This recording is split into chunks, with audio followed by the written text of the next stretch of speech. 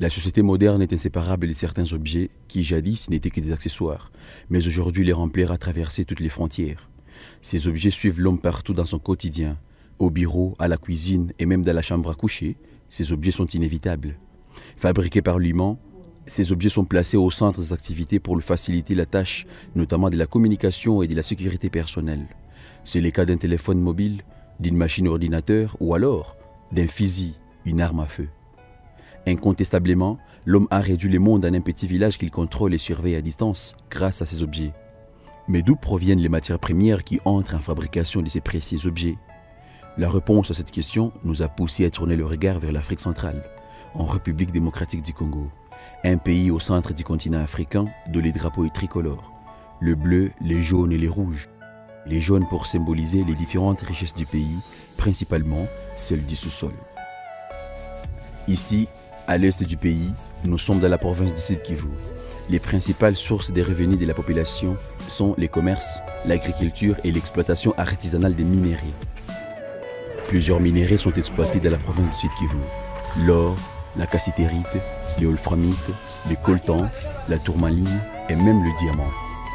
La province du Sud Kivu a fait depuis plusieurs décennies l'objet de beaucoup d'investigations sur l'exploitation des ressources naturelles.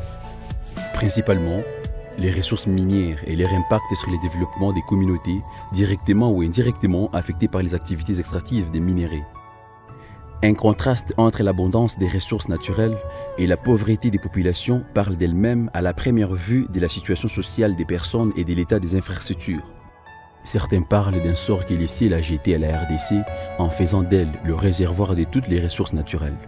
Mais d'autres pensent que la responsabilité des mauvaises gestions des ressources naturelles et de la mauvaise gouvernance, généralement, sont partagées à plusieurs échelons. Cet état des choses aurait pu décourager les défenseurs des droits de l'homme d'agir, mais certains n'ont pas baissé les bras. Il faut que ça change coûte que coûte.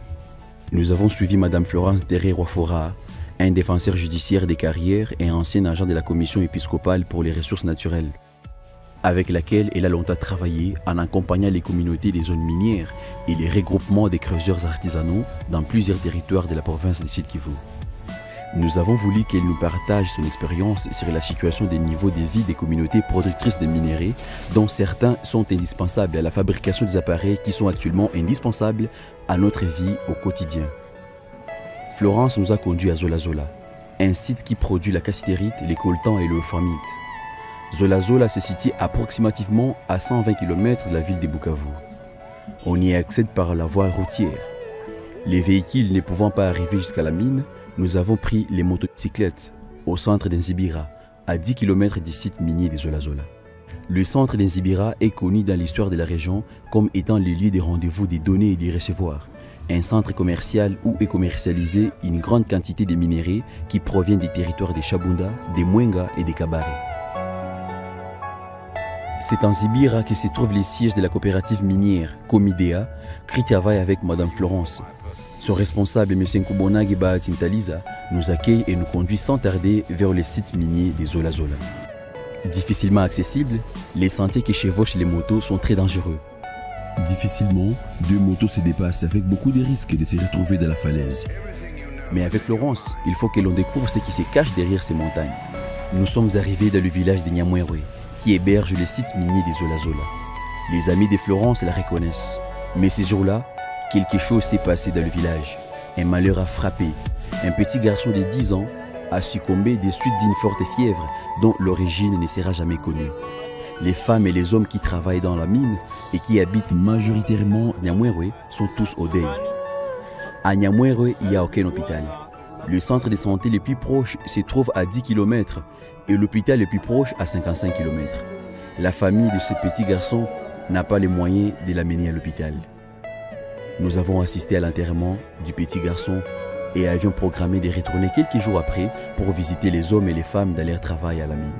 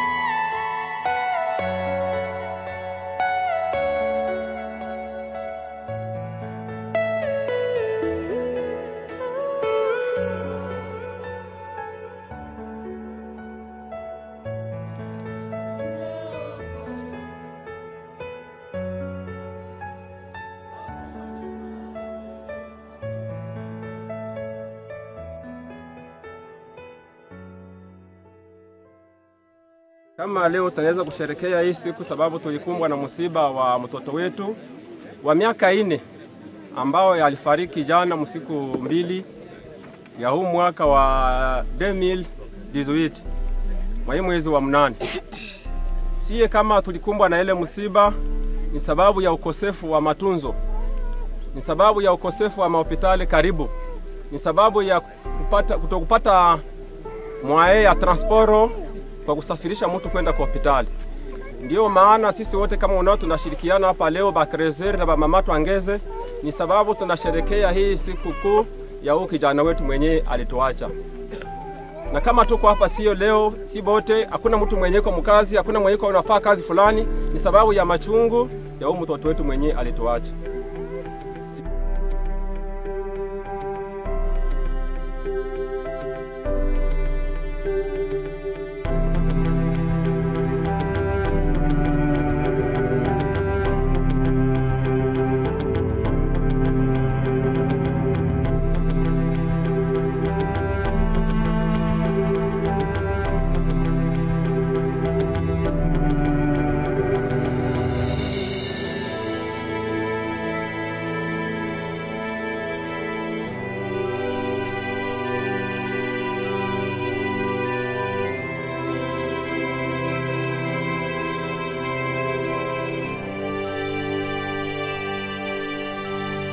Après quelques jours, Florence nous conduit de nouveau à Nyamweru.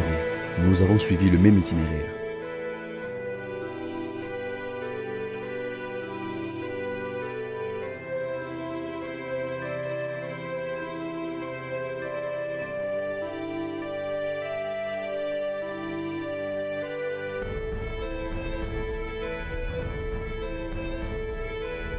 Cette fois-ci, les femmes, bien qu'encore sous les chocs d'idées qu'avait frappé le village, certaines d'entre elles étaient parties travailler car ne pouvant pas rester longtemps à la maison, faute des revenus familiales.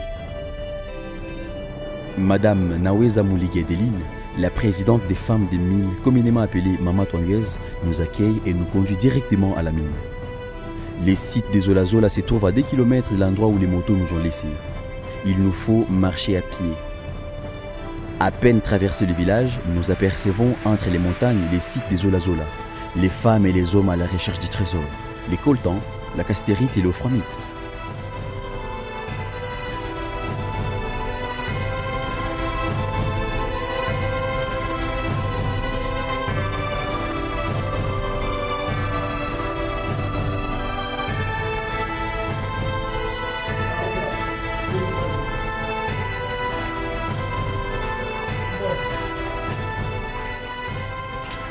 Les artisans miniers, hommes et femmes, travaillent péniblement et ont beaucoup de difficultés, dont la plus dure est le prix très bas des minerais.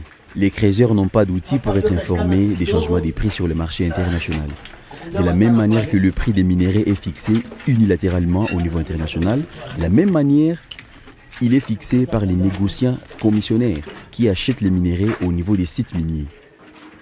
Les créateurs n'ont pas de téléphone, moins encore d'internet pour être informés des changements des prix en temps réel.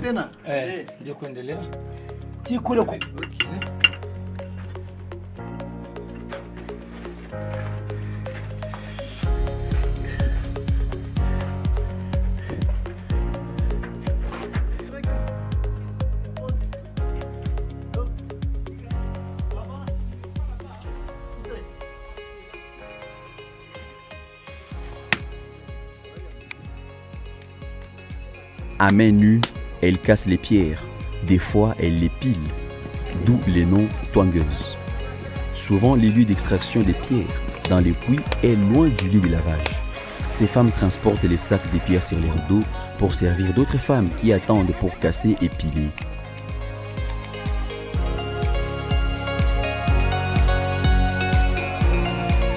Bien. Ensuite, d'autres femmes lavent les sables de manière à séparer les minéraux des autres petits cailloux sans valeur. C'est une chaîne de travail. Chez les hommes comme chez les femmes, il n'y a aucun dispositif de sécurité dans leur métier. Tous sont prêts à tout pour survivre. Le contraste entre la valeur des minéraux sur le marché international et la valeur des vies des hommes et des femmes artisans miniers est incroyable.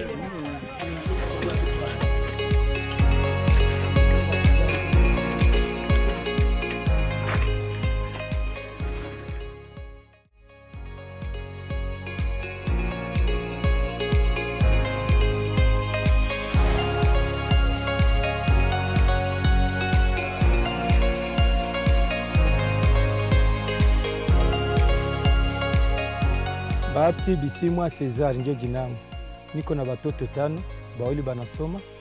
Hapa nafanya kazi ya Krezer. Miaka 17 ndio mimi nimeweza nikafanya Krezer. Lakini kazi niko nafanya, buzito ya kazi inalomba tuko atumika, nakutana mtu anapata 5 kilo. Kutana ni alflam, kolta na kaskeriti. Lakini utakutana wakutuuzia habana hata saa moja. Kwa kutana biko nozea mtu kwa $1 $2. Sasa nakutana depense niko nafanya inapita plus ile $2 ni mtu iko nafanya. Ndio kutana huko kwetu tuko na buzito ya kazi na njoma na kazi yaendelee huko kwetu ni jia ile kusikoswa na pesa. Ndio tunalomba kabisa kama tunapata wakutembelea watupanisha hata bei na shie tuko napata kama mtu anakosana kitu pale kwa kuja ataisha hata kilo moja na kula mnyumba naye na anasomesha watoto sana kawaida. Ndio naitwa kwa jina ya Lwaboshi Nsibula, niko president wa Krezere hapa mwa ICT ya Zola Zola D23. Sisi tunatumika hapa, tuko ba Krezere ba mingi na ba mingi balishaenda na kimbia makazi juu ya upungufu wa mavyombo ma motopompe. Tunahitaji tupate ma compresseur hapa, ma concasseur, itupatie wingi wa hii minere tunatumika hapa juu tunatumika matiere mingi hapa. Tunatumika sana sana kolta, kasterite na orflame mwa ICT ya Zola Zola. Lakini hatuyapataka wale watu wa kutuletea vifaa ya kuwezesha ili tufike kwa hii minere yenye somentini kwa kihitaji ifike hapa. Dunia mzima kwenye natusikia kabisa itusikilie huruma mwa ICT ya Zola Zola na shi tupate ba partenaire batuletee kwanza bei. Tuko na produire minere mingi sana lakini hatupate bei. Tuliishi kuvita hapa tukawazea ni vita ndio natuma hatupate mwa hii minere. Kwa leo tulisha kuwa manyumba zetu, lakini ukiangalia manyumba shisa ba Krezere kabisa ni nyumba zamani. Shie Krezere kuishi mnyumba amani na tunasikia shinjo tunapata mafanikio mu dunia kuproduire minere. Tunasema na shie wakuu viongozi watusikilie huruma, tupate na shie manyumba mzuri. Tuanze ona Krezere antembelea hata gari. Njo kilio yetu ile kabisa na shie saba Krezere ya ICT ya Zola Zola.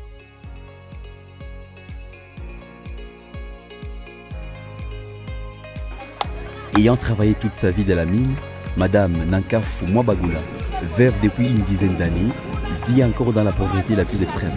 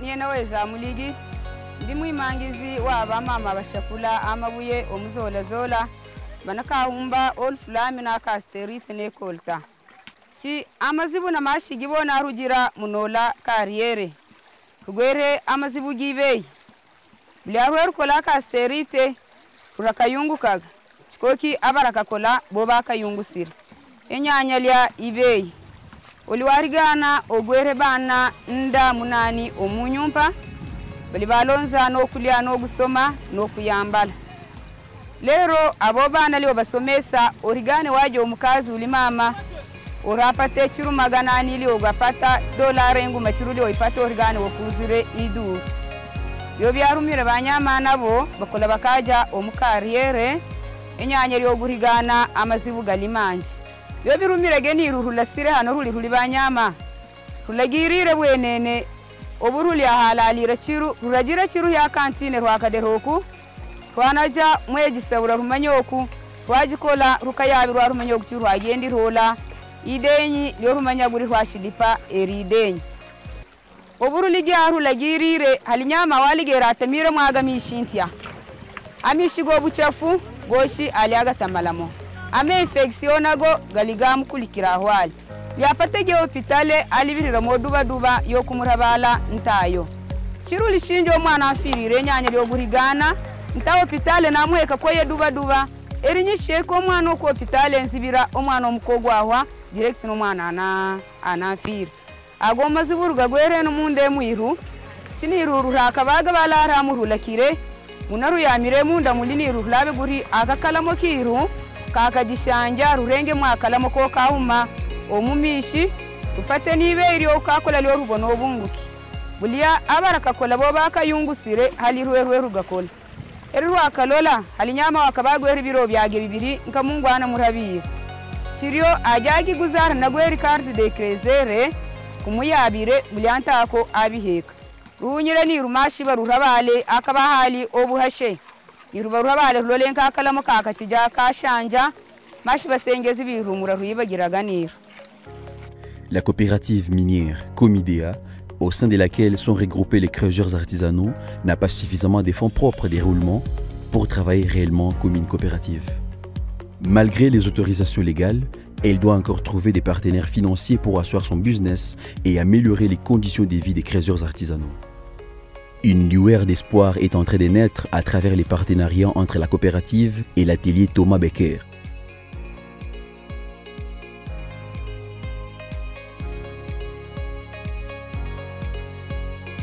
L'objectif poursuivi par toutes les parties prenantes au processus d'assainissement du secteur minier, partant de la chaîne de production jusqu'à la chaîne de commercialisation, est de réduire le contraste entre la pauvreté aiguë des communautés des zones minières et l'abondance des ressources minières dans les régions riches.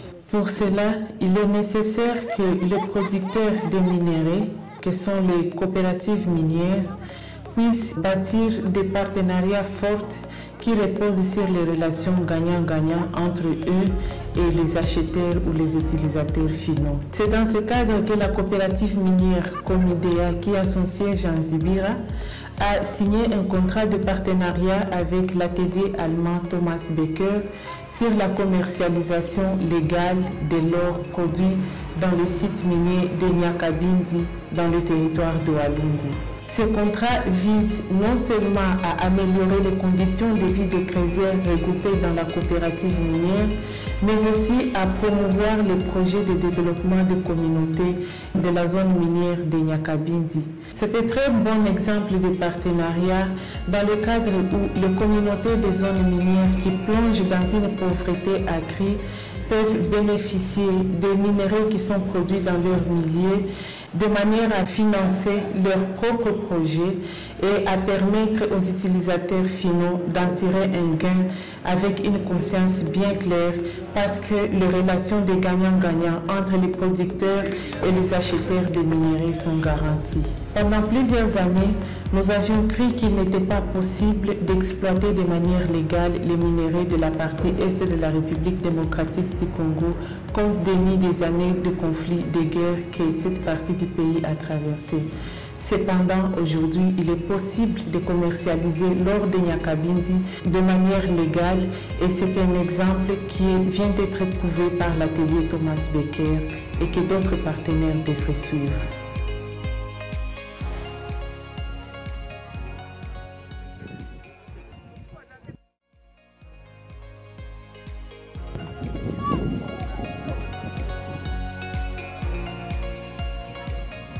Nombreuses de ces femmes des mines ont été victimes de multiples violences pendant les décennies d'instabilité sécuritaire dans la partie est de la RDC, mais elles ne baissent pas les bras. Elles se battent pour survivre et faire vivre leur ménage.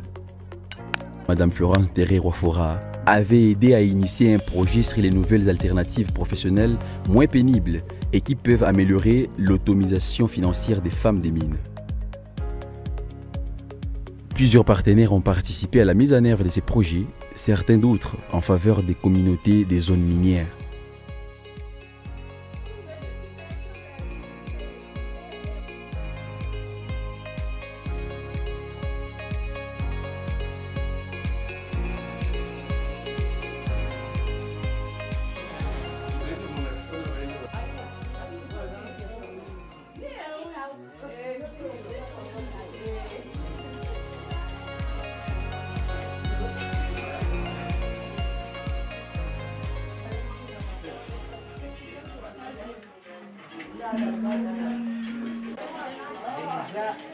Hapa naitwa kwa jina ya Furaha wa Lumona, hapa cha Minyago. Sasa mama alituuliza, mimi kwanza selo mie binafsi nilikuwa twangezi. Mtu mwenye anatuangaka majue mkariere, wakishatumika ile majue yote walikusanya, ndio kazi yetu sasa na shie tunatwanga, apre kutwanga wanatupokeza visi watatupokeza. Lakini kwa ile maisha haikuwa naendelea mzuri.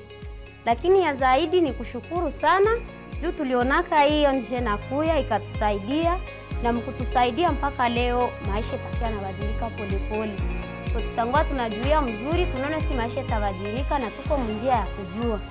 Ya zaidi pale ni kusema tunaweza shukuru kwa hivi yenye tuko amo, biendelee juu tunavifurahia sana na ni kazi ya mzuri sana hii kushona.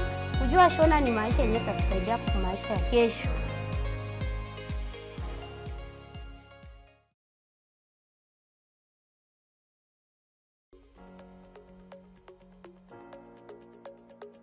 Hapa mimi naitwa kwa jina ya Nkubonage Nteliza Bahati. Napatikana hapa kwenye tuko ni msite ya Coopérative Minière des Exploitants Artisanaux Comité en sigle. Ni site yenye iko valide, qualifié, vert kungambo ya madini. Tuko humu tunatumika na wamama kufuatana na maisha. Wamama wanatusaidia juu ya kutwanga majiwe, juu ya kufanya ile tunaita peletaje kwa kutosha uchafu ndani ya shimo.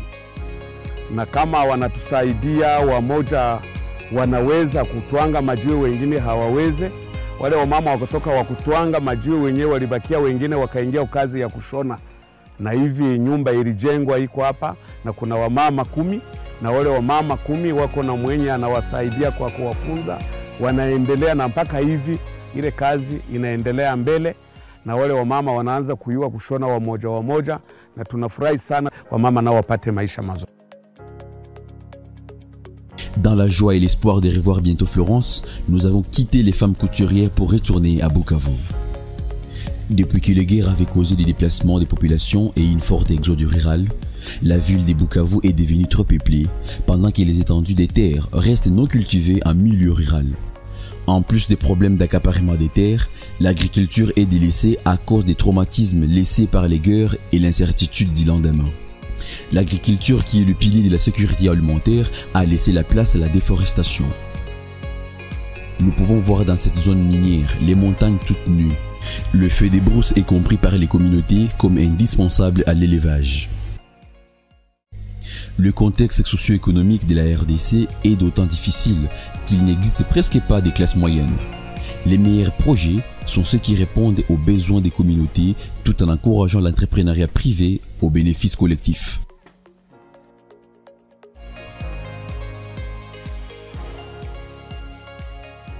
Pour accéder aux ressources naturelles, nombreuses multinationales sont prêtes à tout, sans jamais se poser des questions sur l'origine des matières premières, que ce soit en République démocratique du Congo ou ailleurs dans le monde. Le coltan a fait des millions de morts dans la partie est de la République démocratique du Congo et ce n'est pas encore fini. Qu'adviendra-t-il demain? Est-ce la guerre du cobalt qui mettra encore des vies humaines sur la balance? Et ce sont les eaux douces du bassin du Congo. Pour apporter les changements, les bonnes volontés doivent être conjuguées à tous les échelons de pouvoir de prise de décision. Chacun est responsable et concerné par le bien-être et l'avenir de notre maison commune.